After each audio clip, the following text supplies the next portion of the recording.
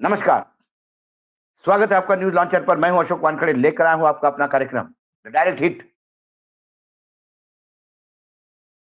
कोई भी आदमी कितना भी बड़ा हो, उसका कद-काठी कुछ भी हो, उसकी आवाज़ कितनी दमदार हो, लेकिन राजनीति में आंकड़ा मायना रखता है। याद कीजिए 303 पार मोदी, वो 56 इंच का सीना, वो लाल आंखें जिसको देख के चाइना पीछे जा रही है। क्या-क्या नहीं बोल रहे थे अंधभक्त, एक लार्जर दैन लाइफ इमेज बना दी थी। राजनीति में आपका कद-काठी सीना काम नहीं आता, आपके पीछे नंबर कितना है ये काम आता है। और नंबर कितना है, कैसा है, इसका फ़र्क आपको दिखाई देता है 240 वाले मोदी। 303 वाले मोदी में एनडीए क्या है किसी को पता ही नहीं था। ना एनडीए की मीटिंग होती थी, ना कुछ था। चुप, जो मिला तो ठीक है, जो नहीं मिला तो भी चुप। लेकिन अब 240 पे हर एनडीए के घटक दल को लगता है कि सरकार वही चला रहा है। तो अब पिछले 1 डेढ़ सप्ताह का यदि मैं लेखा-जोखा देखूँ, तो 4 राज्यों के 5 नेता मोदी जी के लिए सिरदर्द बन गए हैं। अभी लेटेस्ट पशुपति पारस, रामविलास पासवान की मृत्यु के बाद पार्टी 2 फाड़ में बँट गई। बेटा चिराग पासवान अलग-थलग पड़ गया। मोदी जी ने पारस के सर पे हाथ रखा, उन्हें मंत्री बनाया और मोदी जी को लग रहा था कि पारस ही सब कुछ है। लेकिन नीतीश के कुमार फ्रंट भले ही खोले चिराग, लेकिन वो मोदी जी को अपना हनुमान समझते थे। विधानसभा के चुनाव आ गए, बीजेपी ने सर पे हाथ रखा धीरे से, नीतीश को सबक सिखाया। बाद में लोकसभा आते-आते चिराग सगे हो गए, पशुपति साइड पे हो गए। अब उन्होंने भी एक फ्रंट खोला, वो भी उसकी बात करेंगे। दूसरी तरफ जीतन राम मांझी विधानसभा चुनाव के लिए 20 सीट मांग रहे हैं और उन्हें धमकी दी है, 20 सीट नहीं मिली तो हम सबक सिखा लेंगे। मांझी की डिमांड देख चिराग पासवान भड़के। यदि मांझी को 20 तो फिर हमको तो उससे कई गुना ज्यादा मिलना चाहिए। 5 सांसद है। अब इसी के तहत चिराग ने नीतीश सरकार के खिलाफ भी मोर्चा खोल दिया, खासकर बीपीएससी के मसले को लेके, पेपर लीक को लेके। वो यहां तक बोल गए, यदि मैं विपक्ष में होता तो मैं आज धरने पे बैठता। महाराष्ट्र में शिंदे पालक मंत्री पद को लेकर नाराज। मुख्यमंत्री देवेंद्र फडणवीस जी ने पालक मंत्रियों की सूची जाहिर की और वो दाऊद चले गए। पीछे घमासान हुआ, खासकर नासिक और रायगढ़ को लेके। वैसे तो एकनाथ शिंदे को उन्होंने मुंबई और ठाणे दोनों महत्वपूर्ण जिले दिए। अजित पवार को खुश करने के लिए बीड़ और पुणे दिए। पुणे तो अजित पवार चाहते ही थे। और बीड़ धनंजय मुंडे का, उस पे भी वर्चस्व नहीं खोना चाहते थे, इसीलिए अजित पवार को दिया। जो बावनकुळे हैं, उनको रेवेन्यू मिनिस्ट्री तो मिली ही मिली। साथ में नागपुर और अमरावती, ये 2 जिले भी मिले। लेकिन शिंदे जी को लगता था कि रायगढ़ और नासिक शिवसेना को मिलना चाहिए। इस बात को वो नाराज हो गए। नासिक में भी उनका वजूद है, रायगढ़ में भी उनका वजूद है। लेकिन नासिक में तो कुंभ होने वाला है। बड़ा बजट है। कुंभ का खाता बहुत बड़ा है। अब स्थिति ये हो गई कि मुख्यमंत्री दावोस है, वहां से उन्हें नासिक और रायगढ़ जिले के मंत्री पद की जो अनाउंसमेंट है, उस पे स्टे देना पड़ा। कर्नाटक में क्या घमासान चल रहा है, इस पे हमने कल ही बात की। और योगी तो लगातार दिल्ली का लोड लेते ही नहीं। तो महाराष्ट्र है, बिहार है, उत्तर प्रदेश है, कर्नाटक है। और जो मांझी ने अभी लेटेस्ट फ्रंट खोला है, वो भी किसी मांग को लेके। पशुपति पारस ने कहा कि सारी सुख सुविधा महादलितों को मिल रही है।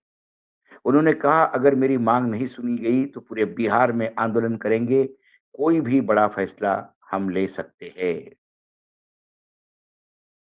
पटना के गर्दनी बाग में दलित सेना एवं बिहार राज्य दफादार और चौकीदार पंचायत संघ के संयुक्त तत्वाधान में एक विशाल धरना दिया जा रहा है। यहाँ पूर्व केंद्रीय मंत्री पशुपतिनाथ पारस भी धरने पे बैठे हैं, जहां उन्होंने कहा कि दफादार और चौकीदार की सेवा जो बिहार में है उसमें 99 यानी 99% पासवान समाज के लोग ही बहाली होती थी। अब पासवान समाज के लोगों को इस सेवा से वंचित कर दोनों पदों पर सामान्य बहाली बिहार सरकार करना चाह रही है, जो अनुचित है। पारस ने पहले की तरह ही बहाली करने की मांग की है। साथ ही उन्होंने नीतीश कुमार को पासवान विरोधी बताया। उन्होंने कहा कि चौकीदारों व दफादारों के साथ हो रहे अन्याय के खिलाफ हम धरना दे रहे हैं। 2005 में मुख्यमंत्री बनने के बाद दलित और महादलित में उन्होंने विभाजन कराया और पासवान जाति को इससे अलग कर दिया। सारी सुख सुविधा महादलितों को मिल रही है। अगर मेरी मांग नहीं सुनी गई तो पूरे बिहार में आंदोलन करेंगे। कोई भी बड़ा फैसला हम ले सकते हैं। दरअसल बिहार में चुनावी साल में पासवान एनडीए में है, लेकिन अलग हो सकते हैं। वे भतीजे चिराग पासवान की वापसी के बाद एनडीए में वैसे ही अलग थलग पड़ गए थे। मौके और मुद्दे की तलाश में थे। अब सवाल उठ रहा है कि क्या इसी मुद्दे पर आने वाले दिनों में दलितों को मैसेज देते हुए पशुपतिनाथ पारस कोई बड़ा फैसला लेंगे? लालू के साथ जाने की अटकलें लग रही है। इसी बीच अपने ही सरकार के खिलाफ धरने पर बैठ गए। मकर संक्रांत पर पारस ने आवास पर चूड़ा दही की भोज का आयोजन किया था, जिसमें लालू प्रसाद गए थे। उनके एक दिन के बाद पारस लालू के आवास पर जाके उनसे मिले। दोनों की अब तक 3 बार मुलाकातें हो चुकी है। ये लेटेस्ट खबर है पशुपतिनाथ पारस की। कर्नाटक पे हम विस्तृत बात कर चुके हैं, माझी पे विस्तृत बात कर चुके हैं, योगी जी के खबरें हम कई बार इस पे विश्लेषण कर चुके हैं। कुल मिलाकर हो क्या रहा है? ये 5 राज्य हैं, ये लगातार दिल्ली के खिलाफ सुर क्यों उठा रहे हैं? सीधी बात है, इन पाँचों को लगता है कि अब भाजपा कमज़ोर हो गई। नरेंद्र मोदी जो 370 पार बोल रहे थे, जो 400 एनडीए बोल रहे थे, वो 270 भी नहीं पहुँच पाए। 240 पर उन्होंने दम तोड़ दिया।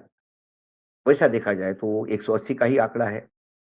एडीआर की बात माने, एसोसिएशन फॉर डेमोक्रेटिक रिफॉर्म्स की, तो करीब-करीब 60 सीटें ऐसी हैं जहाँ मशीनों का खेल हुआ और बीजेपी को फ़ायदा हुआ। खेल तो करीब-करीब 79 मशीनों कॉन्स्टिट्यूएंसीज़ में हुआ।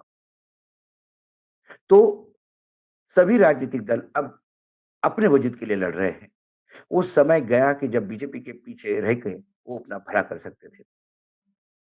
आज एकनाथ शिंदे को लगा कि जब बीजेपी को ज़रूरत थी शिवसेना तोड़ने के लिए, तो उन्हें सर आँखों पे बिठा के रखा। उन्हें बाकायदा मुख्यमंत्री पद ऑफ़र किया और वो पूरे ताकत के साथ मुख्यमंत्री बनते रहे। अमित शाह ने हमेशा उन्हें डायरेक्ट बातचीत कर महाराष्ट्र के बाकी सूबेदारों को दूर रखा था। लेकिन चुनाव आते-आते वो हाशिए पे रह गए, मुख्यमंत्री, उप-मुख्यमंत्री हुए।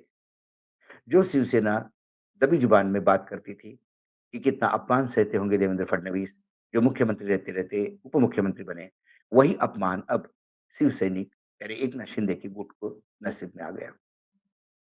एकनाथ शिंदे ने डिपार्टमेंट माँगे, गृह मंत्रालय माँग रहा था, नहीं मिला। आखिर जो उनके पास पुराने थे करीब-करीब वही मिले। उन्हें भी कुछ लोगों को ड्रॉप करना पड़ा, उसका भी खामियाज़ा वो भुगत ही रहे हैं। साथ में ही अब पालक मंत्री में भी उन्हें लगा कि उनको व्यक्तिगत रूप से तो दिया गया, ठाणे और मुंबई, क्योंकि मुंबई में वो शिवसेना के सामने खड़े होंगे, भाजपा को उसका फ़ायदा होगा और ठाणे तो उनको देना ही था क्योंकि करीब-करीब हर जिले का मंत्री को ही अपना जिला मिला है। लेकिन सवाल उठता है नासिक और रायगढ़ का। इन दोनों जगह जब उन्होंने विद्रोह का बिगुल बजाया, तो इस दोनों पे स्टे देने के लिए आया। ये भाजपा का बैकफुट पे जाना 230 एनडीए का कुनबा महाराष्ट्र में है। जिसमें भाजपा करीब-करीब 130 के आसपास है। इतनी स्ट्रॉन्ग मेजॉरिटी होते हुए भी कहीं न कहीं एकनाथ शिंदे के तेवर भी कड़े हो रहे हैं। क्योंकि उन्हें लगता है कि लोकसभा में उनके भी तो 7 सदस्य हैं, जो बीजेपी को वहाँ मदद कर रहे हैं। नीतीश की नाराज़गी, पासवान की नाराज़गी, योगी की नाराज़गी अंदर से पलीता लगा रही है। बिहार में स्थितियाँ कंट्रोल के बाहर हो रही हैं और ये कर्नाटक में स्थितियाँ कंट्रोल के बाहर हो रही हैं और अब महाराष्ट्र में भी स्थिति वही। पासवान भले ही पूरे पासवान समाज पे पूरा कंट्रोल नहीं रखते, लेकिन फिर यदि पासवान समाज को ये लगने लगेगा कि पारस अपने स्वार्थ के लिए उनका बलि दे रहा है और यदि वो पशुपतिनाथ के पीछे खड़े हो गए, तो फिर बिहार में कुछ सीटों पे समीकरण बदलेगा। जहाँ एक-एक सीट की मारामारी है, वहाँ पशुपतिनाथ के तेवर यकीनन बीजेपी को हिट करते हुए दिखाई दे रहे हैं। भाजपा हिट हो रही है, दोनों गुजराती नेता हिट हो रहे हैं और कहीं न कहीं 240 के मायने क्या है, ये उनको समझ भी आ रहे हैं। आज डायरेक्ट हिटिंग में इतना ही, कल फिर आऊँगा किसी विषय के साथ, तब तक के लिए नमस्कार, देखते रहिएगा न्यूज़ लॉन्चर।